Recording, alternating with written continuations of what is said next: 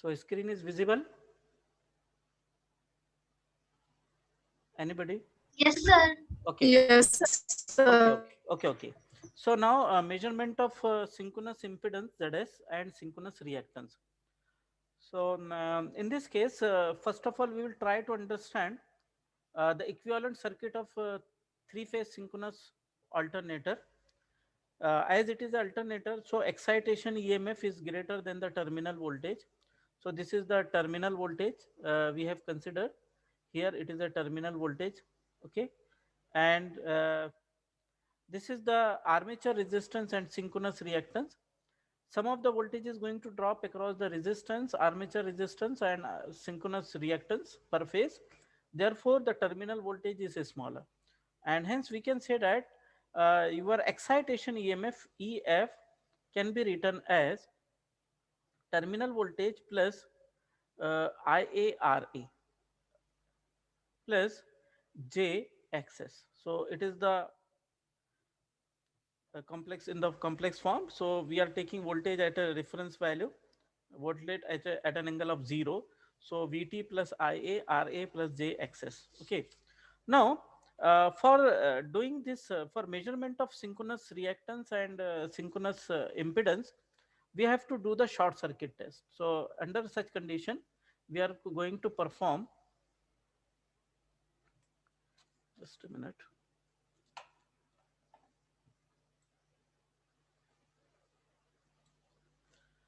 We are going to perform the short circuit test. So we will do some short circuit test. Short circuit test. So in this short circuit test, already we have discussed in the previous lecture, we will make the short circuit from the armature terminal and it will circulate the short circuit current, isn't it? And the short circuit current should be equal to the rated armature current. So under such condition, if you draw the phasor diagram, which is nothing but the, say this is your reference value FF, armature field flux FF, and it will induce EMF which is lagging by 90 degree is the excitation EMF. So here it is the armature field MMF is there. So it is FF. As it is a short circuited and armature resistance is very small as compared to the synchronous reactance, armature current is going to lag at a large angle near to the 90 degree. So this is your armature current IA, and this armature current which is lagging by 90 nearly 90 degree with respect to the EMF induced. So here somewhere EMF induced is there EF. Okay. So this is your direct axis or it is a pole axis. Already we have discussed this fundamental in the previous lecture. Okay. So field axis is along the direct axis or on the pole axis. It will induce EMF which is lagging by 90 degree, which is lagging by 90 degree, and armature current as short circuit current is lagging with a large angle or is with a poor power factor angle, poor power factor, because of synchronous reactance is dominant or reactance is dominant as compared to the resistance. Now it will develop some armature reaction MMF FA in phase with the current. Now this is armature reaction MMF. It is a demagnetizing effect. Already we have covered in the armature reaction, and therefore if you do the, say, vector addition of these two, we will find this much is the armature reaction MMF FA, and this is nothing but the field resultant MMF FR, isn't it? So this resultant MMF also develop EMF which is lagging by 90 degree. So this is lagging by 90 degree and it is the value of ER or resultant voltage. So this much part, the voltage in phase with the current is nothing but the IARA, resistance drop in phase with the current, and in quadrature there is a reactance drop. So there are two type of drops are there. One part is called as a armature leakage reactance, and the second part is the armature reaction reactance is there. So already we have covered this topic, and therefore the total, this is the same dimension I into XAR and I into XAL is same. So we will have synchronous impedance ZS, or sorry, XS, oh sorry, synchronous reactance XS is equal to XAR plus XAL. So it is the synchronous impedance, isn't it? Now, to determine the value of what we can say that it is the synchronous impedance, for that purpose we want two tests. One is the open circuit test and second is the short circuit test. So with the help of open circuit and short circuit test, which we have already covered in the previous lecture, open circuit test is performed at constant speed with increase in excitation. So slowly we are increasing the excitation. As soon as we increase the excitation, the generated EMF start increasing, or is increasing, and because of the saturation effect in the armature, in the field circuit, we will find there is a saturation effect in the OCC. So open circuit characteristic is there. So this is the field current IF, and this is your open circuit voltage VOC per phase. Okay. So now when we draw the open circuit characteristic, first part is the linear part and the second part is the saturation part. So there is a saturation. Even though if you increase the excitation, current does voltage EMF does not increases. Now short circuit characteristic is always a straight line. Short circuit characteristic is a always straight line. So we will represent by, so this is we can say that short circuit characteristic, and this is your OCC, open circuit characteristic. Now we can draw short circuit current uh, scale. So here it is ISC, it is in ampere, short circuit on the y-axis. So, or in case we will have a two dimension here, one is the voltage and second is the short circuit current. So voltage and ISC, short circuit current. Now what is ZS? Synchronous impedance. Synchronous impedance ZS is equal to open circuit voltage, open circuit voltage, no doubt it is a per phase, divided by short circuit current, short circuit armature current at constant IF, at constant IF. What it means? Means suppose you are taking the voltage at some particular value. Say for example, I am taking the voltage at some particular value. Say at this value, I am taking the voltage. Okay. So this is your VOC. This is your VOC. Now when I come to the x-axis, that is the field current. So I found that the intersection of short circuit characteristic and intersection of open circuit characteristic corresponds to same field current. So this is your field current which is constant. Constant means we are taking on the same value, not constant. Constant in the sense, suppose it is a zero point 0.3 ampere. So corresponding to zero point 0.3 ampere, what would be the value of short circuit current and what would be the value of open circuit voltage? So therefore, say it is a O, we represent O. This is point A, this point is B, and this point is C. So ZSC is equal to, or ZS synchronous impedance is equal to AC. This is A to C is nothing but the on y axis is a voltage. So AC in volt, definitely it is going to measure in volt because on the y axis, divided by BC. What is BC? BC in ampere. Okay, it is in ampere at constant OC.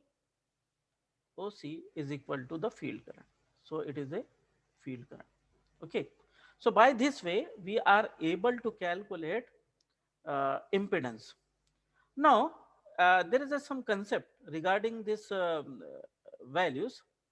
Suppose I am going to determine the synchronous impedance at this particular value. Okay.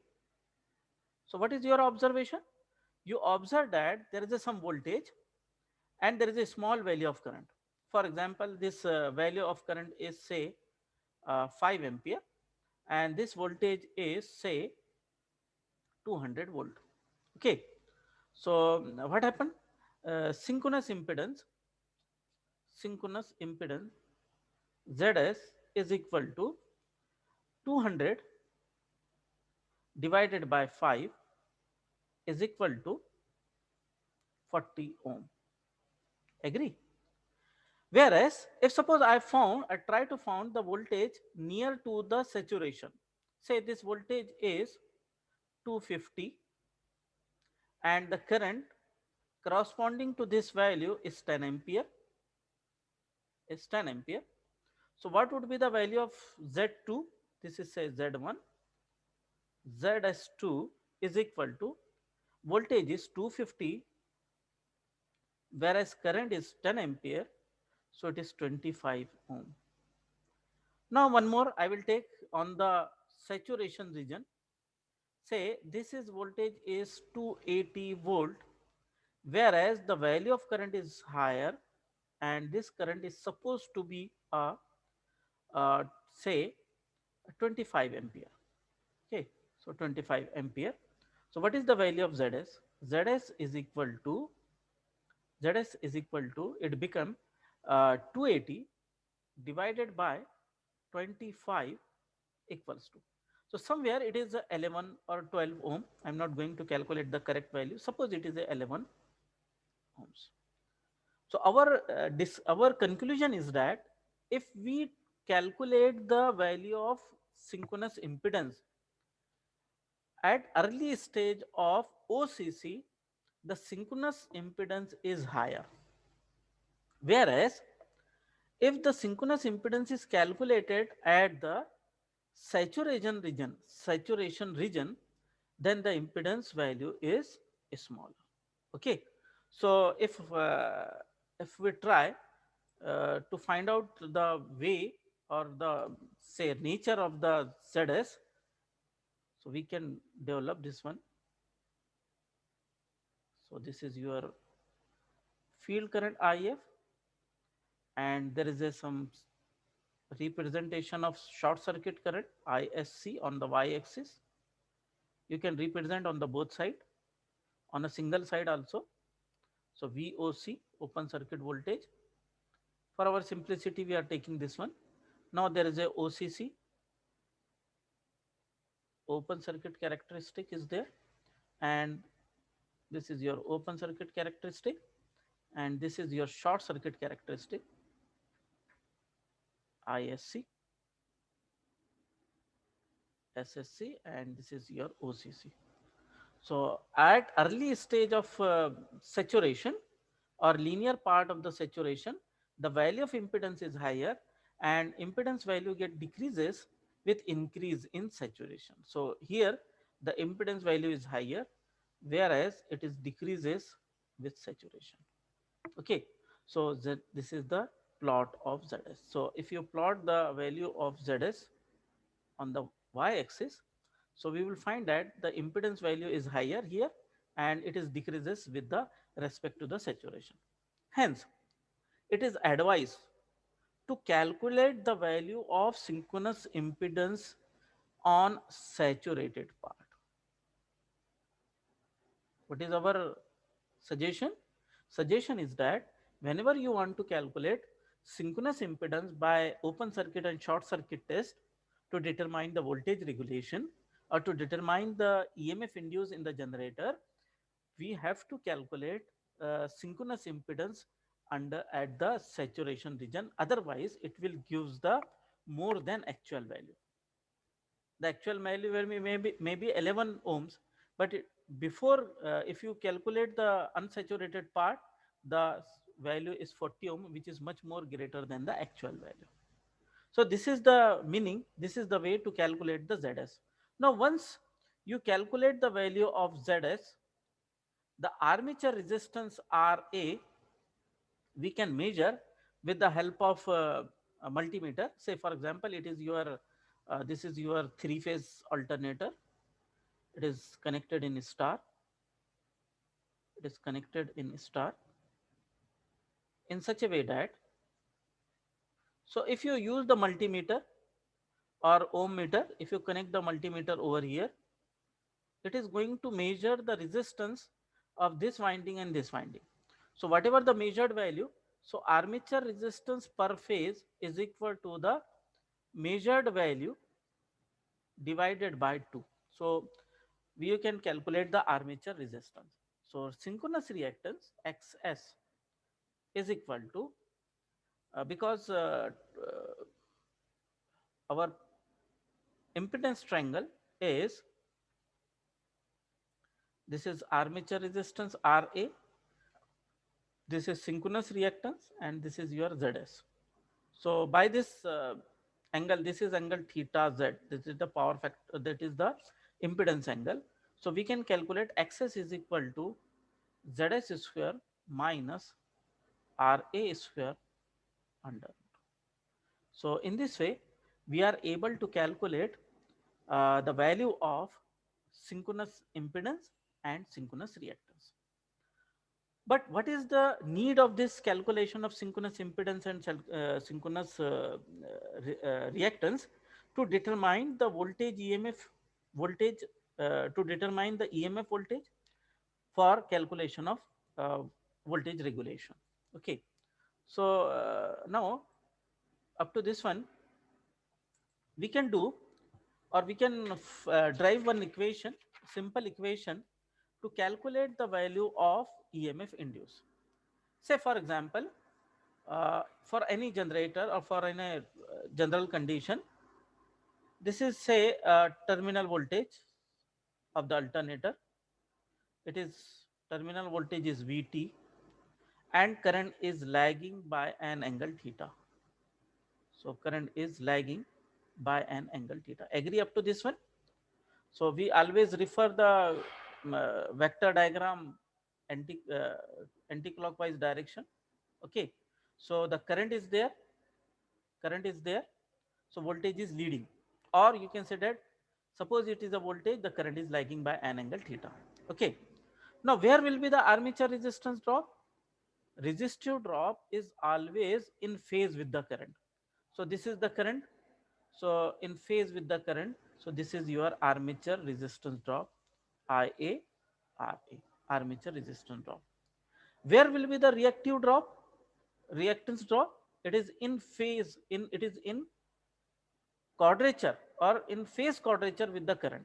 So as it is phase in quadrature here, so we will develop it to the, say this is the I into XS, or armature current IA into XS, or simply it is the armature current, or it is the current. Yes. Now uh, the voltage drop between this resistance and reactance plus terminal voltage is nothing but the EMF induced. So this is your EMF induced.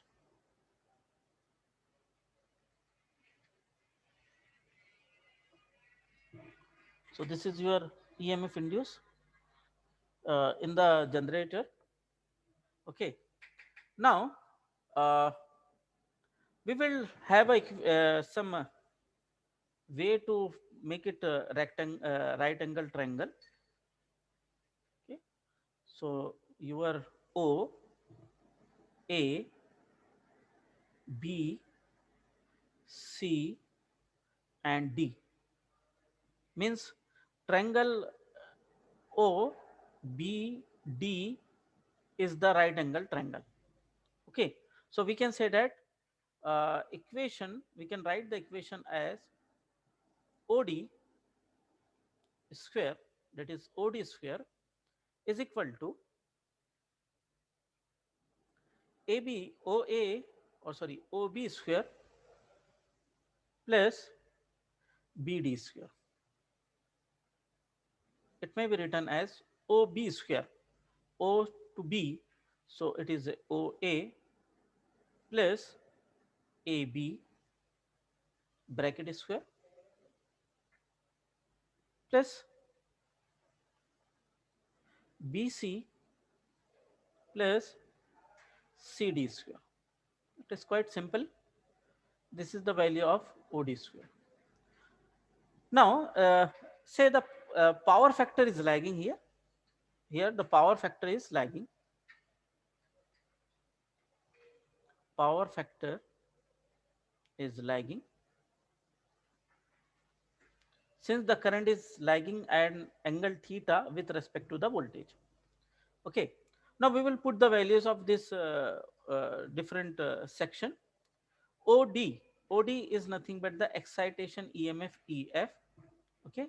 So we can write as EF square is equal to, what is OA? O to A is nothing but, and again it is a right angle triangle. So we can write as Vt cos theta. So we can write as Vt cos theta. Now AB is nothing but same. It is equal to uh, AB. Is it equal to this part IA into RA? So plus IA RA bracket square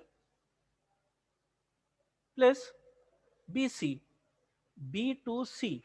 So this B to C is nothing but it's the same value.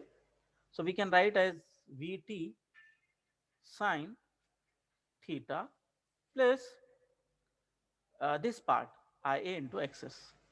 Ia into XS bracket square. So we can write as equation EF excitation EMF is equal to under root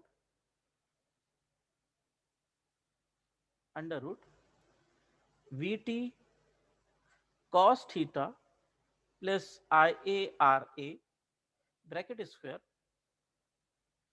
plus Vt sin theta plus or minus Ia XS bracket square, where positive sign for as the same thing which we have taken for the consideration of lagging. So it is a lagging power factor and negative sign for leading power factor. So by this way, we are able to calculate the excitation EMF by calculating or by determining synchronous impedance and synchronous reactance value. But by this method, the method which we have already discussed, the value of synchronous impedance and synchronous reactance is very high, and hence the value of excitation EMF. Suppose the actual value of synchronous impedance and synchronous reactance is hardly 3 ohms or 4 ohm, but by this voltage and short circuit current method, it is found to be a very high, that is in the range of 15-20 are there. Okay. So this is the meaning. Now we can also calculate the excitation EMF if we know the value of synchronous reactance. So EF can be written as Vt plus Ia into bracket Ra plus Jxs. Here I am writing as a, so it is a capital Ra for example and Xs. Okay. Or this is here what we have taken voltage as a reference quantity. Voltage as reference quantity, because we can write as Vt 1 plus J0, okay, plus Ia into bracket Ra plus Jxs, isn't it? Or here voltage Vt at an angle of 0. Or we can write as, if we take the voltage as a say voltage as a um, current as a reference one, so we can write as VEF is equal to Vt cos theta plus j sin theta, okay, plus Ia RA plus JXS. So by this way, we are able to calculate the values. Just a minute. Hello.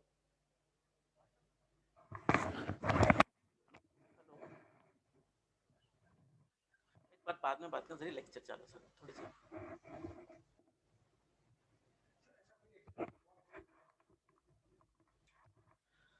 So we can say that we are able to find the excitation EMF by any way, either by triangular method, that is a say geometrical equations value, or by calculating the say in this case we can calculate the Vt into bracket cos theta plus j sin theta and IARA or RA, or their reactance values are there, isn't it? So this is the for the lagging power factor. For lagging power factor, the meaning is that voltage is leading. So therefore it is a positive sign. Otherwise, we have to take the negative sign if it is a leading one. So if you have any doubt, you may ask the question, because the next topic which we want to start is the voltage regulation of a three-phase alternator. Now time is not much more, otherwise I will. Okay, one more thing is here the uh, short circuit characteristic is straight line, and therefore uh, we can say that the value found EMF value found open circuit voltage or excitation voltage is very high.